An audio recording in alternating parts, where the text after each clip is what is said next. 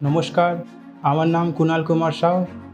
আমি নর্থ চব্বিশ পরগনায় কাকিনাড়ে বাসিন্দা। সন্ত রামপালজি মহারাজজির কাছ থেকে নাম দীক্ষা নেবার আগে আমার বাড়িতে প্রচণ্ডভাবে ভূত প্রেতের সমস্যা ছিল, যার কারণে আমরা পুরো পরিবার দুঃখী ছিলাম। শারীরিক, মানসিক, আর্থিক সব রকমের সমস্যা বাড়িতে ছিল। আমরা পুরো পরিবার সকাল থেকে রাত্রি পর্যন্ত পুরো ডিপ্রেশনের মধ্যে থাকতাম।